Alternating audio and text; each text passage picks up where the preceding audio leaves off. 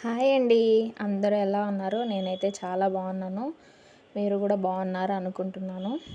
బాగుండాలని కోరుకుంటున్నాను. అండ్ ఇది వచ్చేసి నాకు డైలీ ఎలా గడుస్తుంది, ఏం వర్క్స్ చేసుకుంటాను.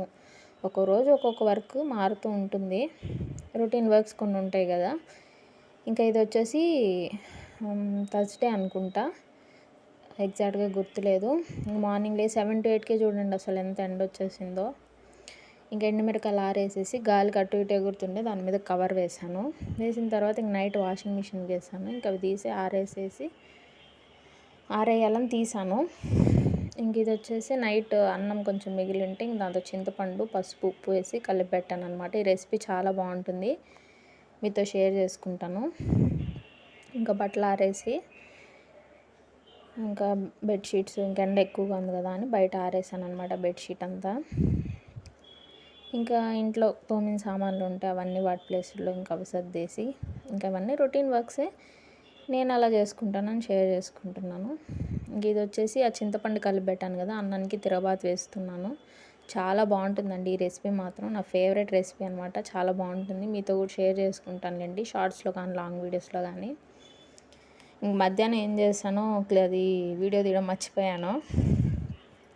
ఇంక ఈవినింగ్ 4:35 కల్లా ఇంకా టీ పెట్టుకుంటున్నాను. పాలు ఫ్రిడ్జ్లో తీసి బయట పెట్టాను. ఇంక ఇంట్లో కొన్ని బకెట్స్ ఉంటే అవన్నీ కడిగి పెట్టాను. ఎండుమిరకాయలు ఉన్నాయి, అండేసాను కదా, అవన్నీ తొడిమిలు తీసి దాంతో స్టోర్ చేద్దామని చెప్పేసి.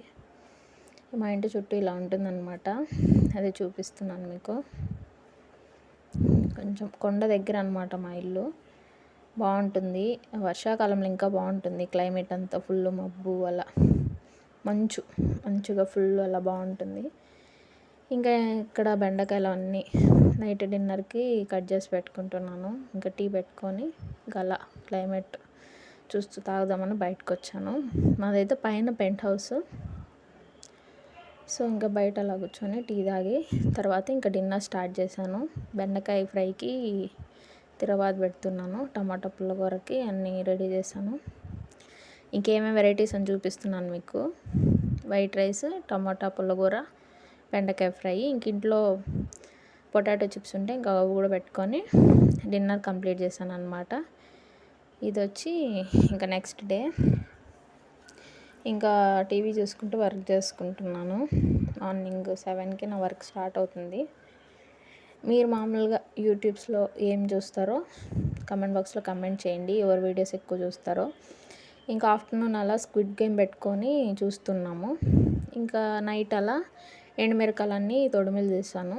స్క్విడ్ గేమ్లో వచ్చేసి పార్ట్ 1, పార్ట్ 3 చాలా బాగుందండి. పార్ట్ 2 కొంచెం బోరింగ్గా ఉంది. నాకైతే పార్ట్ 1, పార్ట్ 3 చాలా బాగా నచ్చింది. ఇంకే పెయింట్ బకెట్స్ పెట్టానని చెప్పాను కదా, ఇంక వాటిలోనే స్టోర్ చేసుకున్నాను. అవి వచ్చి ఒక 3/4 బకెట్ దాకా వచ్చాయి. ఇలా స్టోర్ చేసుకుంటే కొన్ని రోజులు బూజు పట్టుకుని నిలువ ఉంటాయి. ఎండబెట్టుకొని స్టోర్ పెట్టుకుంటే, అలానే పెట్టుకున్నామంటే బూజు పట్టేస్తుంది త్వరగా. ఇలా పెయింట్ బాక్స్లో పెట్టుకుంటే ఇంకొచ్చేది వర్షాకాలం కదా, సో ఇలా స్టోర్ చేసుకుంటున్నాను.